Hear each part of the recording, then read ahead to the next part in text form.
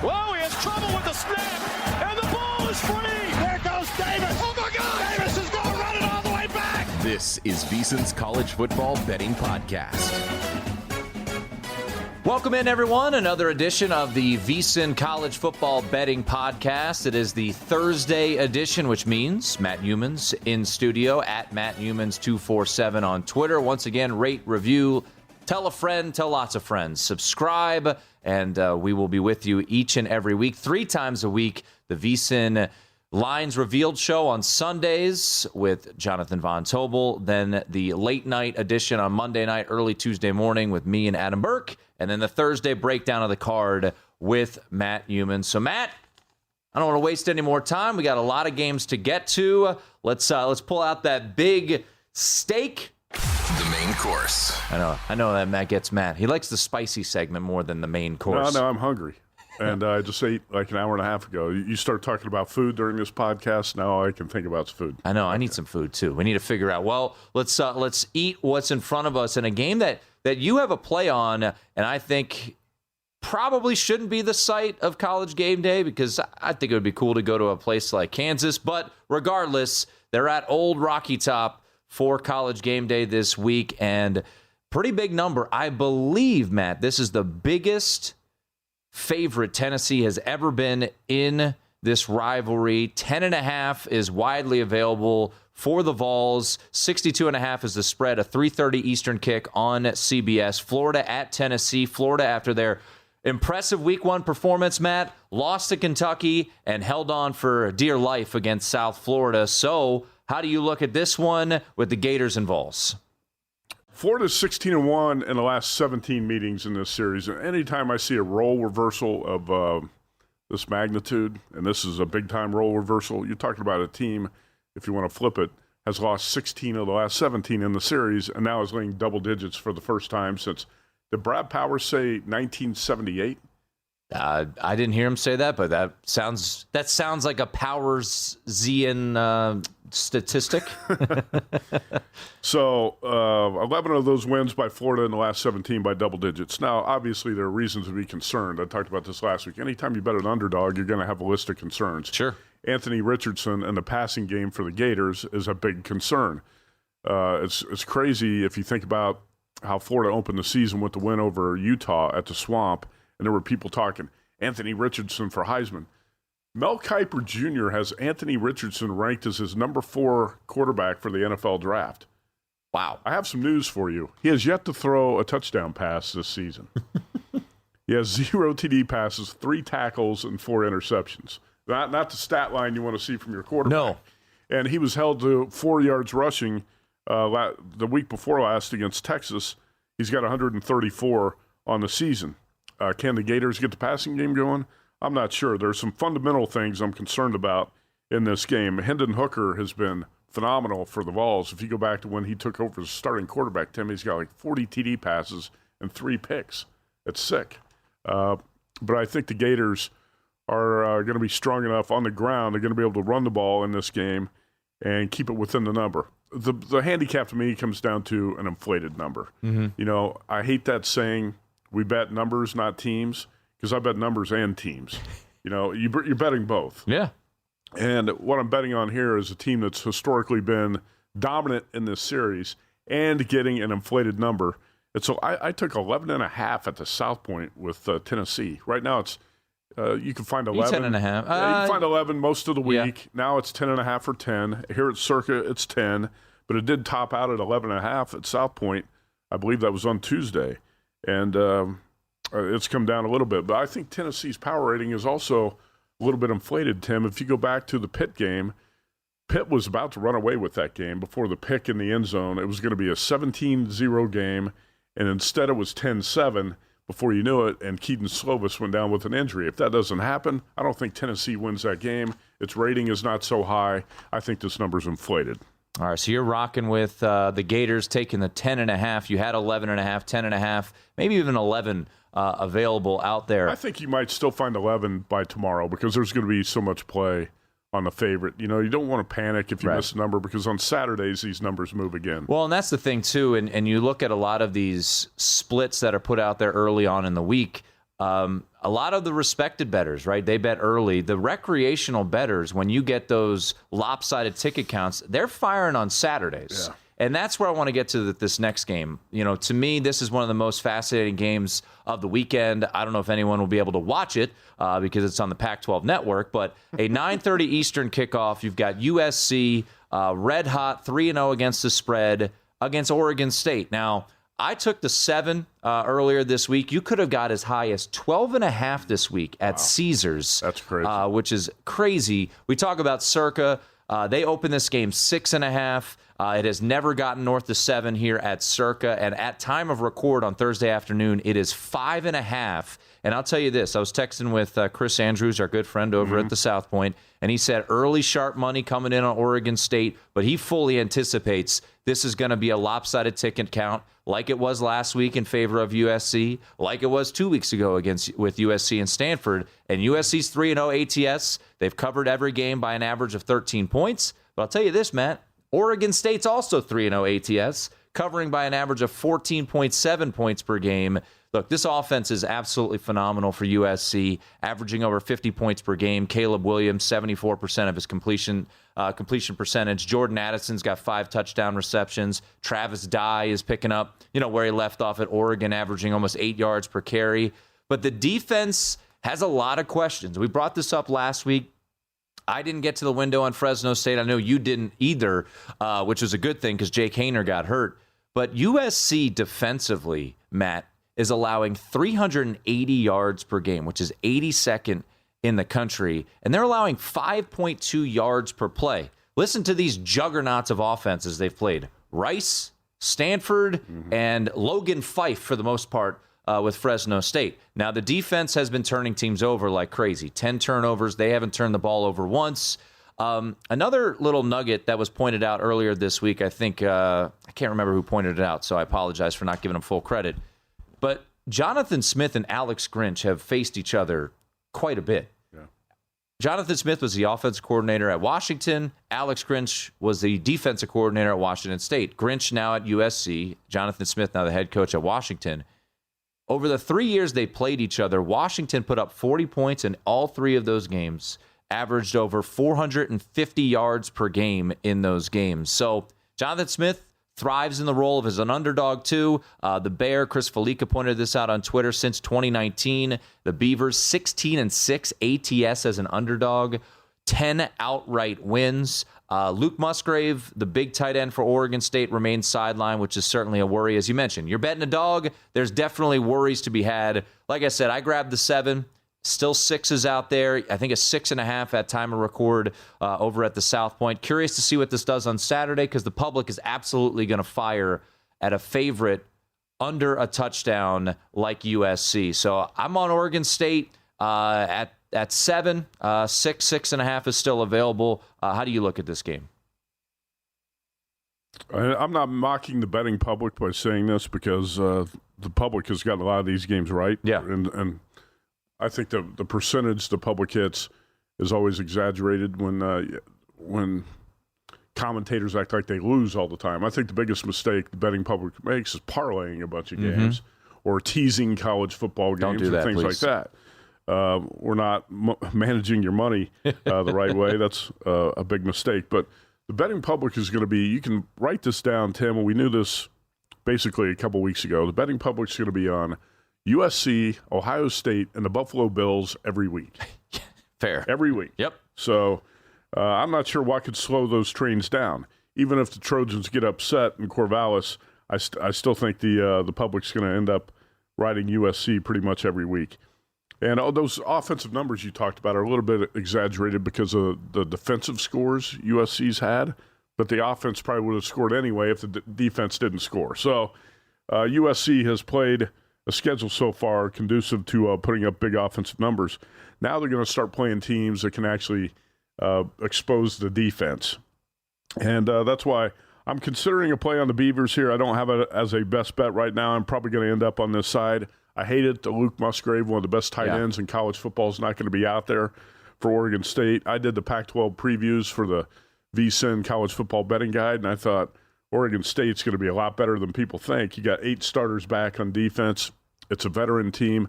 B.J. Baylor, the running back, was the stud on last year's team, and he was going to be missed.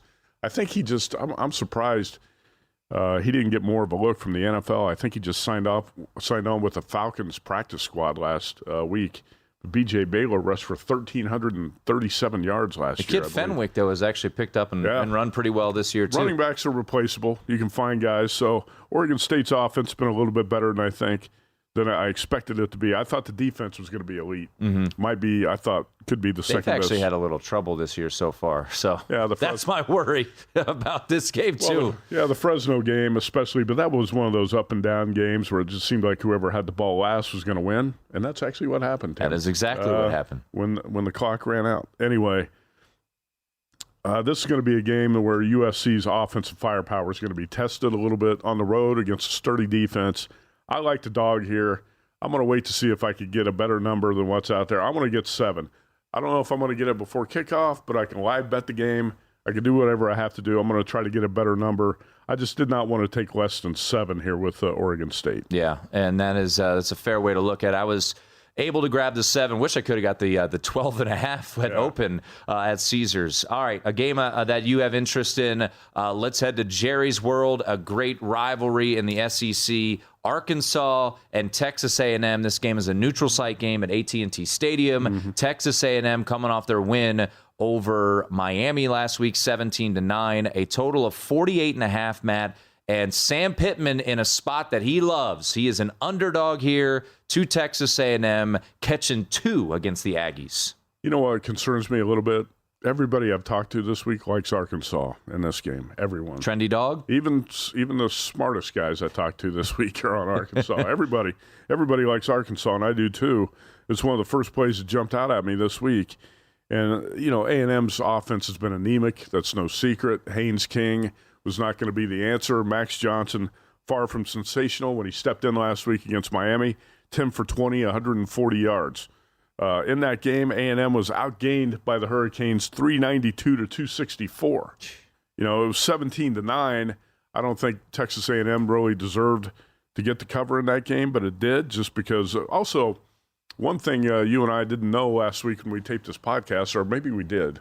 I can't remember if we talked about it. I think maybe we did know that morning. Xavier Restrepo, the top wide receiver for the Canes. I think you alluded to that. Was ruled out last week. It was kind of a late week news thing. He was Tyler Van Dyke's roommate, is his roommate, and that was a big loss for the Miami offense in that game. But there were a lot of people.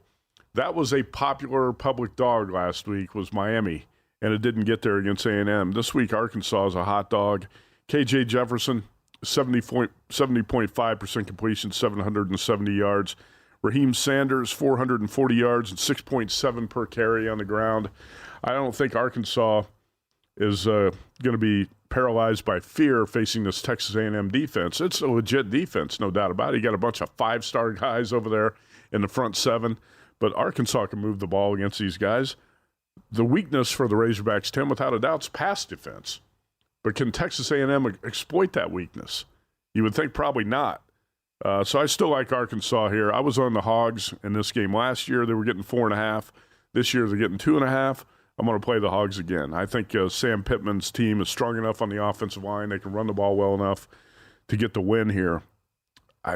What'd you say the total is? 48.5? 48.5. That seems a little bit high. It does. I mean, Texas A&M, we've seen them so far this year. 14 points against App State, 17 last week against Miami. Right. So we'll see what happens there. It's not the lowest total on the board. That would be Rutgers and Iowa, which I believe is at 34.5. Absolutely fascinating game. It's tremendous. We're actually gonna get to that. I put that on the rundown here, off the radar games. Last one here for the main course. You mentioned hot dogs. I don't know if a hot dog's a main course, but the last one of this main course. It is. I'm joking. On the George Foreman grill. What? Matt Youmans, you fascinate me so much. All right, final game here in our main course. Number 5, Clemson on the road at number 21, Wake Forest. Wake Forest needed to stop a 2-point conversion against Liberty to hold on and beat the Flames last week, 37-36 in a clear look-ahead spot. We talk about bet regrets. I pointed that game out. Did not play Liberty. Was very upset with myself seeing that final score come across. So now you got Clemson and Wake Forest. You and I are similar to an extent where we don't love playing favorites. Favorites are, usually you see a cheap favorite. You think it's an easy victory. This is that spot. But I really have a hard time, Matt, envisioning how Wake Forest keeps this game close with the strength of this Clemson team being the defensive line. And then I think back to last year when Clemson was as gettable as maybe ever. 2 losses in conference play, 3 regular season losses. And what happened when Clemson played Wake Forest late in the season? Clemson beat them by 3 touchdowns. This was pointed out on Twitter. Dave Clawson took over at Wake Forest in 2014. In the first quarter against Clemson since 2014, the Deacs have been outscored 100-10. And that lone touchdown came in 2014. Sounds like we should bet Clemson first quarter. It feels like it would be. First quarter, first half. Clemson, the worries are offensively, obviously, with DJ there. I think the defensive line can take Wake Forest to task. I did lay 7 with Clemson. I don't love that this game has not moved off that number. It got to 7.5 at circa midweek, bought back right down. So I don't know if it'll be official best bet here on the podcast, but it's Clemson or pass. I personally have played Clemson at the 7, even though you'd think Wake Forest, home dog, would be right up our alley. Yeah. Let's be real. This is going to be 50% at least Clemson fans in Winston-Salem on Saturday. No doubt about it. Now, actually, late last season's when that Clemson offense started to wake up, and that was after the Tigers failed to cover their first 7 games last year. Wake caught Clemson at a bad time when the Tigers finally started to move the ball and score points. I only like 3 or 4 favorites on the card this week. I'd say 4. I like 4 favorites on the card, and Clemson is 1. I think this is a game where Clemson wins by double digits, and the defense is going to be the main reason why. And defense is probably going to create some opportunities for the offense in this game, too. I still question whether DJ is going to be the long-term answer and if there's going to be a quarterback switch in the near future for the Tigers, but I do like Clemson in this game. All right, that's going to wrap up the main course, but that means we're going to get to those matchups that Matt Youmans likes so much. Spicy matchups. All right, Matt. As you, I'm sure, polished off some spicy nuggets earlier today on your way in. I did not. Noon kickoff at the Big House. Michigan has played this murderer's row to start the season. Colorado State, Hawaii, and last week against the mighty UConn Huskies. But I do think this Michigan team is the real deal. I think offensively, Matt, they've got some pieces that makes them better than they certainly were last year. Ronnie Bell is back. I think J.J. McCarthy's certainly an upgrade over Cade McNamara. Maryland in this spot, I know they were catching some money early, opened 20 at circa, bet all the way down to 16, now sits at 17. The issue about backing Maryland here in this spot, Matt, is that we've seen them in this role before get their absolute doors blown off. So I'm off this game. I have a Maryland win total over 5.5. I happen to think that Michigan has a real good shot of being 11-0 heading into the shoe on Thanksgiving weekend. Pass for me. Curious to see Michigan play against a team with an actual pulse. And Maryland, shout out to them. A good win last weekend over SMU. Yeah, it's rare when Mike Loxley picks up good wins, but he got one a week ago. You're right about that. And that game was lower scoring than a lot of people thought. 34-27, well under the total. There was a lot of sharp money over the total of 72 in that game last week, and it didn't get there. I'll make this quick.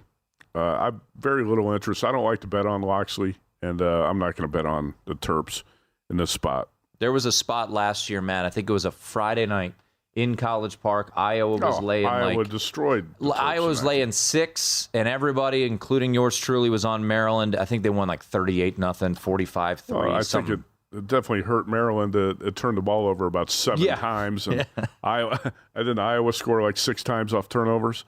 That was when Iowa was ascending, Tim, to the phony number 2 ranking in the country. They sure were. That was then they lost to Purdue. That's right. That was a great spot to back the Boilermakers. All right, another spicy matchup. Big 12 also at noon, ESPN2. 17th-ranked Baylor against a surprising, undefeated Iowa State Cyclones team. So maybe this is the role that Matt Campbell likes to be in. He doesn't like the pressure of having Breece Hall and Brock Purdy and Kolar like he did last year where they completely underachieved. This year, they've been off the radar. Beat Iowa 10-7 in that ugly game. So Iowa State at home this week against Baylor, and they're laying 2.5. There's been some backing in the market on the Cyclones. I believe on Sunday here at Circa, this game opened Baylor -1 and is now sitting Iowa State -2.5. I do not have a play on this game. Do you? I do not. Yeah, this is a tough one for me to read, and I think if I had to play it, I'd probably play the Baylor Bears. In fact, last year, this is one of those games that went right down to the wire. It was a 2-point game, 31-29, and I wouldn't be surprised if you see the same type of game here. So in what I consider to be a coin flip type game, I would take the points, but I'd probably wait to see if you could get a 3 with the Bears on the road.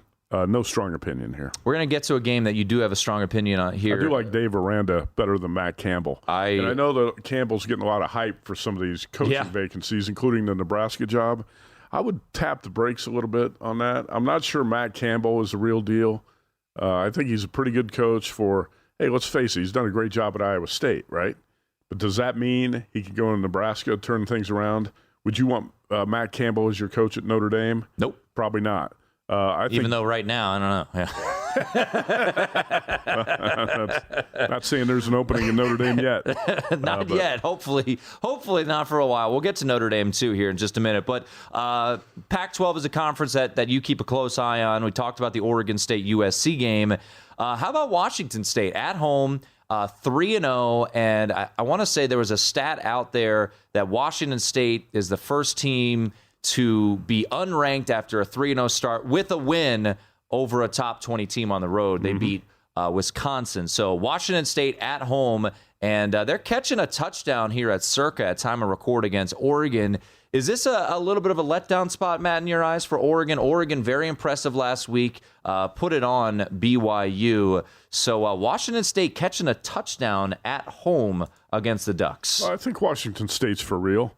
I was on a podcast before the season, and I actually I mentioned that, hey, this Washington State team, betting over the season win total is not a bad idea. This team could be better than people think. And the other two guys on the podcast scoffed. Oh, no, they're going to stink. Okay. I think Washington State is a lot better than people think. And Cam Ward and that offense. It's getting better. That they brought over from Incarnate Word, I thought was going to be kind of like the wild card. If that offense, you would think, is going to work in the Pac-12 against some of those weak defenses, the Washington State had a chance to put up some numbers. It's not like the Cougars put up numbers in that win at Wisconsin. They won that game, 17-14, I think, right? So it was the defense that's been surprisingly good for Washington State, and I like this team, and I have since the preseason. I did not think that the Cougars were going to go to Madison and beat Wisconsin. I'm not even going to pretend I thought that was going to happen, but it did. And I think the home dog should be live here. It's not on my card, Tim, and I'll tell you why. Because last week, I've liked this BYU team a lot. And it's a very mature BYU team. Had top 5, I think, in terms of returning production this year in the nation. There's no way BYU should have gone on the road and gotten destroyed by Oregon the way it did last week. So that tells me maybe this Oregon team is on an uptick. And I lost that game last week. I had BYU as a small bet. I was a little bit hesitant because you see those 3.5-point dogs, and you sometimes just stayed feel like there too. Yeah, just you stayed feel like there. You're stepping into a trap. As a bettor, you're like, "Is this a trap? I'm stuck in." Yep, sure was. So I think the Oregon Ducks might have found their groove a little bit here the last 2 weeks, so I'm going to stay away from this. And I'll say this, Matt, with Bo Nix, we talked about home Bo Nix versus road Bo Nix. This is at the Palouse. I really wish this was late night. I think would give it a little more juice there. Sure.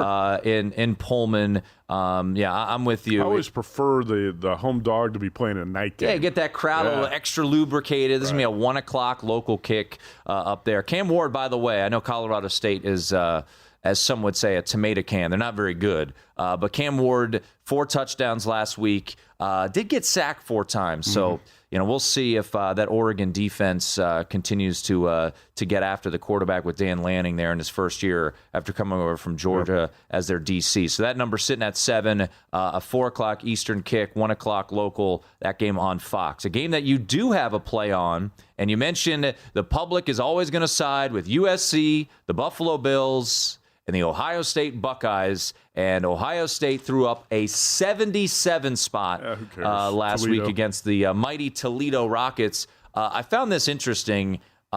Despite having less than 400 yards in week 1, Ohio State is still leading the country in yards per game. Granted, they just, I think, had 700-plus yards against you see a lot of phony numbers against Toledo. early in the season. It's hard, Matt, to really put a lot of stock in these early season numbers. You got to look at who teams have played. But Jackson Smith and Jigba did return. Fleming did return. Travion Henderson is still nicked up, though. Yeah. So that's something to keep an eye on. So Ohio State in this spot is laying a big old number right now 19. At time of record, up to 19, Matt, on this spot. I didn't take the best number here. I took 18, and I'm not sure if I'm going to take more at 19. If it gets to 20, I'll take a little bit more. But not a big difference between 18 and 19, you would think. So I do have 18 with the Badgers. Tim, my handicap to this is very similar to the Notre Dame-Ohio State game when I took the points with the Irish. Took 17 and a half with the Irish. And I said on my numbers, I made that line 12 that week. Guess what my numbers made the line this week in this game? 12. 12 and a half. There you go. So not far off. And, yeah, I realize that early in the season my numbers are not going to be as strong as they are later, so I'm not a prisoner of what I have down on paper necessarily, but I did think there was enough value here to play the Badgers, and I do think they're built as the type of dog that can give the Buckeyes some trouble. Yeah, you look at those numbers. You referenced the 700 yards against Toledo. The Buckeyes are great at playing the bully role. They take these bad teams like they have the last couple of weeks in Arkansas State and Toledo, roll up huge numbers, points per game, yards per game, stuff like that doesn't mean anything to me at this point. If you watched the Ohio State-Notre Dame game, the Irish were a little bit stronger, I thought, on the offensive and defensive lines. They were able to hold their own despite not getting much out of the quarterback that day. They hung in the game. Yeah. And not only hung in the game. Third quarter. Yeah, they led in the second half, and we're in pretty good position. With the Badgers here, you got 2 of the best running backs in the Big Ten, Braylon Allen and Ches Malusi. Those guys have 485 yards combined. Graham Mertz off to a better start. He's gained some confidence here. 71% completions, which is unheard of for Graham Mertz. 6 TDs, 2 picks, but that's against Illinois State, Washington State, and New Mexico State. So it doesn't really mean a whole lot to me. I just think what the Buckeyes can do here when you break down the fundamental matchup, I think they can run the ball on this Ohio State defense. Mertz just needs to make a couple of throws to prevent the Buckeyes from putting 8 or 9 guys in the box. Which is sometimes worrisome. I know. As you said, when you bet a dog, there's always concerns. And Mertz would be that guy. But the Buckeyes or the Badgers are the type of physical team that can run the ball, that can give the Buckeyes some trouble because they can take the air out of the ball, kind of control the clock a little bit, keep that offense out of rhythm on the sideline like the Irish were able to do at times in that game, and keep it within this huge number. I'm not talking about Wisconsin winning the game. I'm saying staying within 18, 19 points here. I like the Badgers. I think this number's inflated. Yeah, I think one of those idiots who's going to bet against Ohio State and USC too much, probably. Well, I bet we already talked about it. I'm on Oregon State, so we could come back next week and they get lit up by 30, and here we are again. So the biggest thing to me, like you mentioned, I think the run game. Notre Dame was not able to run the ball with a ton of success against the Buckeyes. 30 carries for 76 yards. Right. So Braylon Allen is better than any running back Notre Dame has. So if Wisconsin's able to get the ground game going to keep this thing Notre Dame did find a way to move the sticks. Little screen passes. Yeah, they got the ball out to got the ball out to Mayer a little bit more. Tommy Rees had some, I think, offensive play calling creativity in that game just to keep the sticks moving a little bit and keep the Irish in control to where they were not getting dominated on time of possession. Because you can't do that. You can't have 3 and outs at Ohio State it'll be an avalanche. There's going to be, I believe I saw a blackout there in Columbus on Saturday night. So a night game there. A night game in Norman, Kansas State. One of my best bets last week was Tulane. Thought this was a look-ahead spot for K-State. Didn't think they'd win outright, and they sure did. Tulane's defense was able to bottle up Deuce Vaughn, just 81 yards on 20 carries. Adrian Martinez, they're afraid to let him throw the ball. But I do wonder, Matt, and I know the way you think, this could be that buy low opportunity on Kansas State and even sell high on Oklahoma. What did people see last? Oklahoma thumps Nebraska. It's not even a close contest. Now you've got Oklahoma laying 12. The market has gone from 14 down to 12. K-State, a dog you like here? I do like K-State, and I have not played this one yet. I think you're going to be able to grab 13 again by tomorrow. When it was sitting at 12.5, I finally decided last night that I liked this game. I was wavering on K-State early in the week. The more you look at Adrian Martinez, you wonder if he can get it done. And I thought with Chris Kleiman in a new atmosphere, a change of scenery, new offense, that he was going to be better. He has really not been better. And that loss to Tulane last week was very disappointing. When you've got Deuce Vaughn in the backfield, it should open things up. You should be able to throw the ball. I thought the Oklahoma offense for the first time this season exploded last week. Is that more of an indictment of the Nebraska defense? I mean, that's a home Probably. dog. Nebraska was up 7-0 in that game. The Dylan Gabriel touchdown run. I mean, it was just like, excuse me. Oh, I'm just going to walk into the end zone. I mean, sick. It was a great run, but it was embarrassing tackling by easy. Nebraska. Way too easy. And previous to that, the Oklahoma offense had not looked that good the previous week against Kent State. And I put recent series history as a priority when I handicapped this game because Chris Kleiman in 3 attempts against Oklahoma is 2-1. He's been a dog all 3 times, and the loss was last year, Tim, as a 12.5-point home dog. He lost by 6. He actually beat Oklahoma 38-35 on the road as a 27-point dog in 2020. And he beat Oklahoma as a 23-point dog at home 48-41 in 2019. That's pretty impressive. And I think a lot of times the K-State side is more dangerous as a dog anyway. And Oklahoma off the big win over Nebraska, where I think this number got a little bit inflated. I'm going to tell you, I made the number in this game.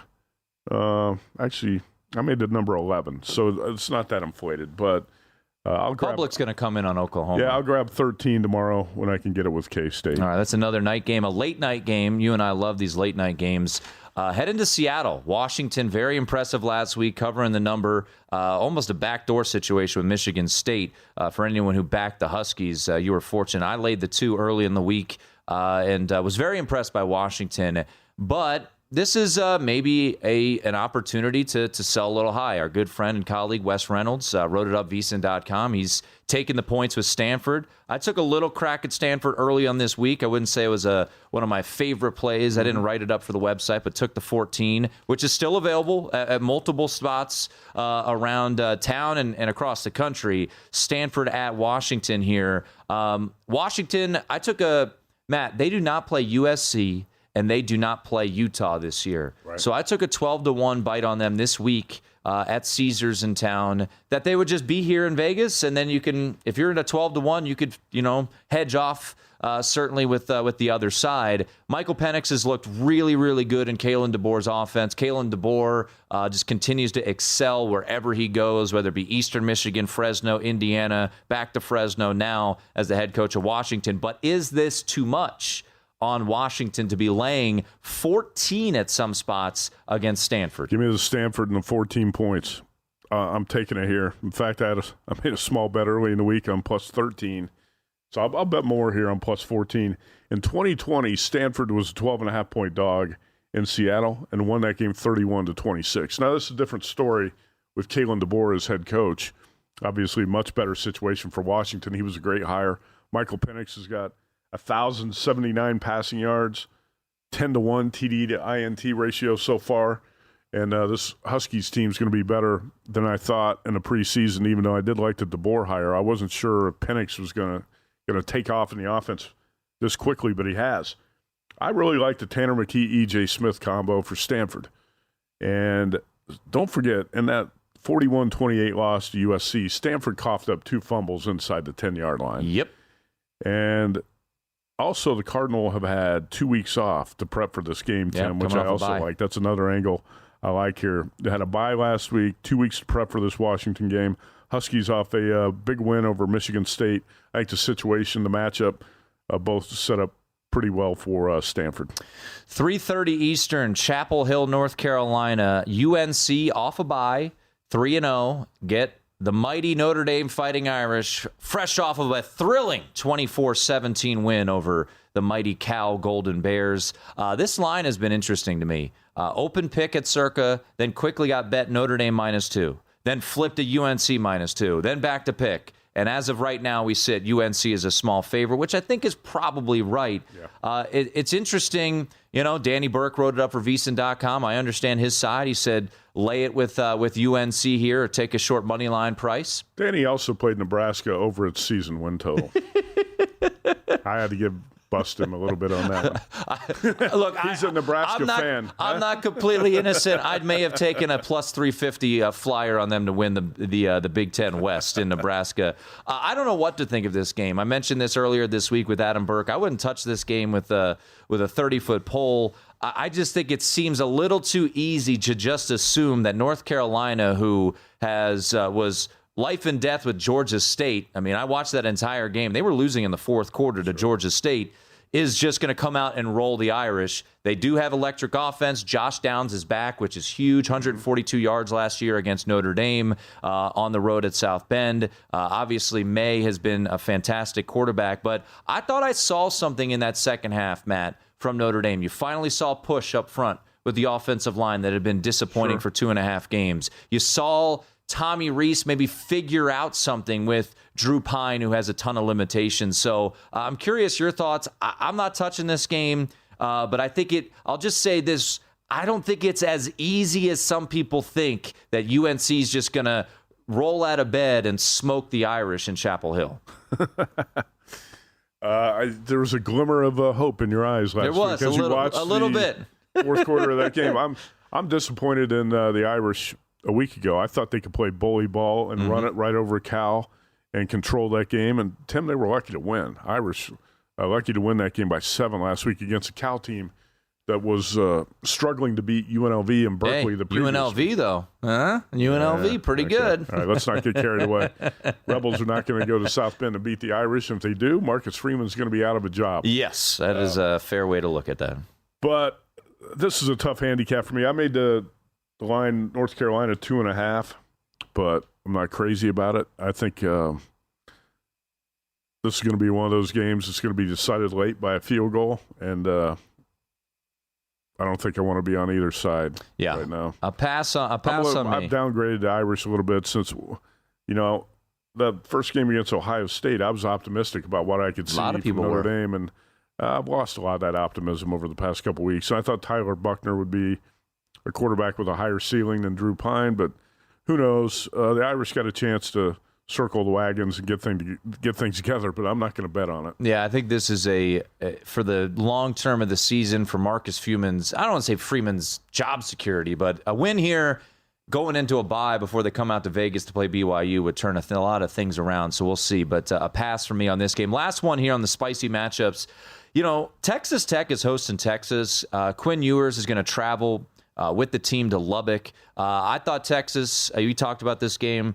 I was impressed that they were able to run away and hide from UTSA at home. Mm-hmm. But now you're going on the road. You're playing a Texas Tech team that lost by 13, didn't cover. But, Matt, if you look inside that box score against NC State, they outgained the Wolfpack.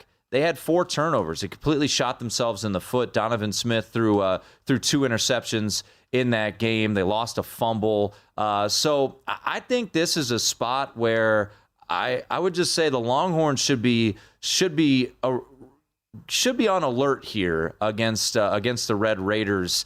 This game up to 7 now, so certainly some backing in the market. I would contemplate taking the Red Raiders at 7 against Texas here. Contemplate it, Tim. Contemplate it overnight and see what you think. Maybe by Friday, Saturday, you'll end up on this side, and I might too. I might take the home dog in Lubbock. I think Joey McGuire is a coach on the rise. Like you said, with Donovan Smith, the quarterback, you're going to get some volatility, the highs and lows. But I'm not sure the Texas should be laying this number in Lubbock. And Texas, by the way, has had the last couple of weeks have had some highly emotional games. Mm-hmm. And I think this might be one of those where the Red Raiders are up for this game a little bit more than the Longhorns are. And it could be a good spot for the home dog. I'm trying to look, see what I made the number. I actually made Texas 6.5, so not a big difference here. But I think the spot sets up better for Texas Tech. All right, let's wrap things up, going a little off the radar. All right, we'll run through these games quickly. Some intriguing games and a couple plays that I have, Matt. TCU at SMU. No play for me, but I think this is a fascinating game. Adam Burke, our colleague, thought that this might be a letdown spot last week for SMU on the road against Maryland. I thought SMU missed an opportunity to win that game, as you mentioned, against Maryland. So this is a noon kickoff. It's going to be a sellout in Dallas. SMU is a 2-point home dog. This is the Sonny Dykes Bowl, as Sonny Dykes was the head coach of SMU last year. He flips over to TCU. No play for me here. Fascinated to watch it. One of the highest totals, Matt, you'll see on the board at 71 at some spots between TCU and SMU. No play for me either. If I did play it, it would be over the total. And then let's jump to Minnesota and Michigan State. Minnesota got some poor news. They lost their top wide receiver this year for the season. 3:30 Eastern kickoff at Michigan State.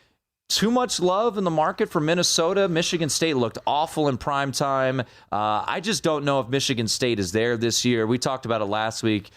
There's no Kenneth Walker walking through that door right now, but Michigan State catching 3 against Minnesota at home. I think JVT, Jonathan Von Tobel, he was on VSiN primetime last night. He likes the dog a little bit here at home in Michigan State. I do too, a little bit. And you and I talked about it last week. I really didn't understand why guys were going to the window on the Spartans last week. I think the Spartans team significantly regressed from last year, and Kenneth Walker's absence is a big deal.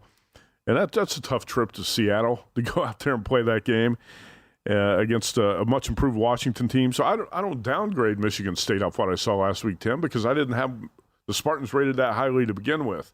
How much can you make out of Minnesota playing this weak early season schedule? You talked about Michigan's schedule. You talked about UCLA's week 9 conference schedule. Minnesota, PJ Fleck does this every year. It gets a little tiresome. They played Colorado. Come on. Yeah, New Mexico State, Western Illinois. Why are you scheduling Western Illinois? New Mexico State, Western Illinois, and Colorado, which is at rock bottom right now. Sorry, Mike Pritchard. By the way, but the Buffaloes are just a complete embarrassment. Can we pat ourselves on the back yet for the under 3.5 total, or we have to wait until? Am I mushing it? Because I saw one sports book have a adjusted win total of 0.5 for the Buffs. Well, let's put it this way. I never do this, but I've already chalked it up as a win. I'm just happy, Matt. I chalked that up as a win, and I chalked Fresno State over as a loss. Jake Hayner's injury. Maybe he comes back. He might come back, but I don't think Fresno. It's going to happen. I don't know if this game is becoming a trendy dog. I wrote it up for the website. I'm tempted to play the Spartans here +3, but I don't know if I'm going to get there. Anyway, go ahead. A game that might be considered a trendy dog. I've seen a lot of people take it. I just think situationally, what does Appalachian State have left in the tank, Matt? Man. My goodness, 63-61 marathon against North Carolina on Labor Day weekend. They lose. They go to Texas A&M. They bully a top 10 team in Texas A&M. They come back home. College game day is their reward. Mm-hmm. They win on a Hail Mary against Troy. They rush the field. What is left in the tank for App State? James Madison, a lot of people didn't know what to expect this year. They lost a lot of talent from an FCS team that was the runner-up to North Dakota State last year. All they did, Matt, week 1 was go out as a 5-point favorite and beat Middle Tennessee by 37. Middle Tennessee followed that up with a 15-point win as a 14-point underdog against Colorado State. Now, Colorado State not very good. However, James Madison coming off a bye. App State, 3 emotionally charged games back-to-back-to-back. I took the 7.5 earlier this week. I wrote it up for the website. I took the 7 with James Madison. Maybe it's a trendy dog. Maybe they're not ready to face the elite of the elite in the Sun Belt, which App State is a top-tier Sun Belt program. But I think situationally, it's James Madison here, so I'll take the 7 with the Dukes here in this spot. It's the situational spot of the week, Tim. Yeah. It is. And James Madison's becoming a very popular play with a lot of people, and I'm going to be on this too. I think you talked me into it. You and Doug Kazarian from ESPN. Doug's playing a dog? He's playing a dog. Wow. I don't know what to think about that. I know. It's a little bit scary. You mentioned... Anyway, this is a great situational spot. And this is a pretty good James Madison team off 2 blowout wins. And the App State Hail Mary, for those who might be too young to remember, was a lot like the Billy White Shoes Johnson Hail Mary in the Falcons 49ers game in the early 80s. Have you ever seen the highlights? I have seen that, where he catches the ball at like the 5-yard line and has to runs it in, yeah. That's what the App State thing. Steve Fezzik mentioned that on Twitter last week, and it reminded me of that. That was a classic. You got to wonder, like you said, what are the Mountaineers having the tank after 3 crazy games like that, Tim? All right, a couple more games, and we'll get out of here with our best bet recap. Iowa Rutgers. Piscataway, under the lights, Matt. Number 7.5, Iowa did cover after sitting out, 3 lightning delays against Nevada last week. That was wild. 27-0. Iowa now laying north of a touchdown, 8 actually at Circa at time of record, but everything anyone can talk about is the total. There are some 34s out there, Matt, with this game, Iowa and Rutgers. I believe the lowest total, I want to say like 20-plus years is this game in college football. Iowa Rutgers. I got to tell you. How low will it go? It's the limbo. I don't know. When you see a total that low, I'm actually tempted to play this over. And that's because Iowa could get a couple defensive scores. Who knows? There's crazy things could happen here. It's always when something looks too obvious, you want to doubt it and look into it and investigate it a little bit further. And I wouldn't be surprised if this game goes over the total. You know what's crazy about that weather delay in Iowa City last week is every time the teams came back from the lightning delay, Iowa was trying to score and Nevada was not. Nevada didn't give a damn. They were just Get us out of here. Punt. Let's get out of here. Get the game over with. And the Hawkeyes kept trying to score. They knew what the spread was. They knew what it was. It was like Kirk Ferentz was trying to cover, I think. After 7 points against South Dakota State, he said, we got to score some points against Nevada. It was a little bit sickening if you had the dog in that game because Iowa was doing everything it could to cover and Nevada was doing nothing. I don't know. I'm not going to have a play here because it looks like a trap. You wonder, can Iowa even score 10 points? Seriously. And maybe a little bit of a look ahead. Michigan comes to Kinnick next week, but I don't. Yeah, what's the Michigan number going to be? I'd make it right now. Michigan 10. Oof. Huh? On the road, laying 10 against Iowa. Are you going to take the 10? No, hell no, no, God no, no way. What you've seen from Iowa so far? No, I mean it's got to be. I think it's double digits. It probably will be. I think it's probably double digits in Iowa City next week. But what you look at here is the Rutgers offense was so bad a week ago. It's anybody who watched Rutgers last week is not going to want to take the points with the Scarlet Knights here. It just something tells me this game's going to turn out differently than the handicap. The handicap looks too obvious, doesn't it? It does. Duke, Kansas, battle of unbeatens. How much stock you putting into Kansas right now? Jalen Daniels is the real deal. He's an impressive quarterback, and I know right now Nebraska fans are drooling, hoping that Lance Leipold is the next head coach of the Cornhuskers. They're laying 7, and Matt, this is the second sellout in the last 2 decades in Lawrence to watch a football game as the Blue Devils come to town. A battle of unbeatens, and the Jayhawks are laying 7. Would have been a great matchup in the Final Four. It really would have. I have no play on this game, by the way. Lance Leipold's going to get a big job, by the way. If you can win at Kansas, you can win anywhere. You can even win at Nebraska. And he has ties in Nebraska, so and meet those high expectations in Lincoln. I think he's got to be the front runner for that job. Would you, if I ask you right now, would you hire Urban Meyer or Lance Leipold for that job? Who would you take? I'd take Lance Leipold. Yeah, I think a lot of people would answer the same thing.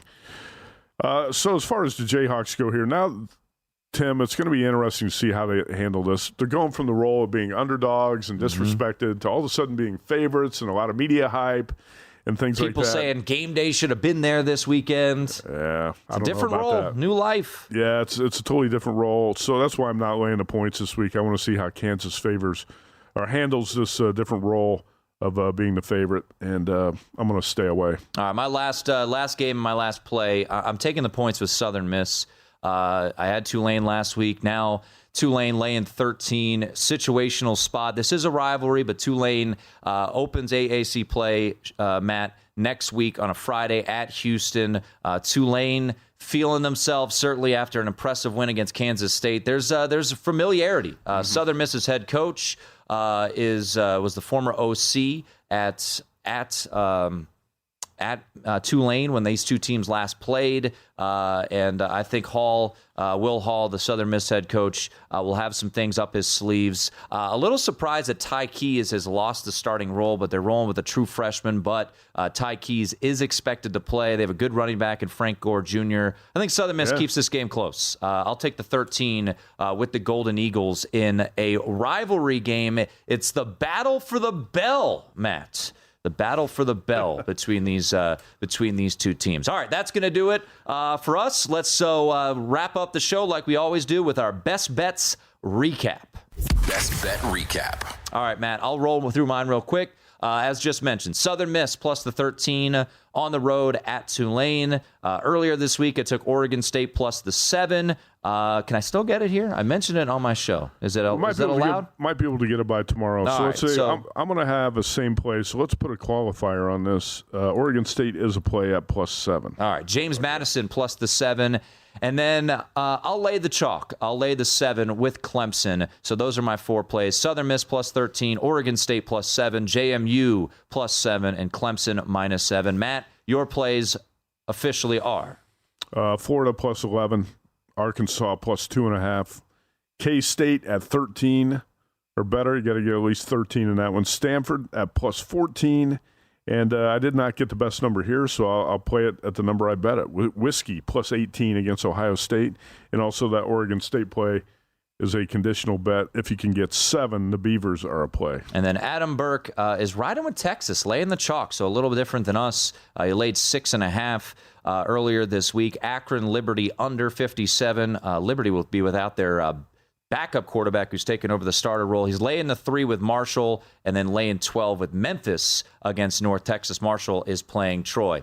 All right, that's going to do it. Enjoy the weekend. Once again, Jonathan Von Tobel with the Lines Revealed show, 2 p.m. Eastern, 11 a.m. Pacific, live on VSiN, and then in the college football betting podcast feed. For Matt Youmans, I'm Tim Murray. We'll talk to you next week. Have yourself a winning weekend.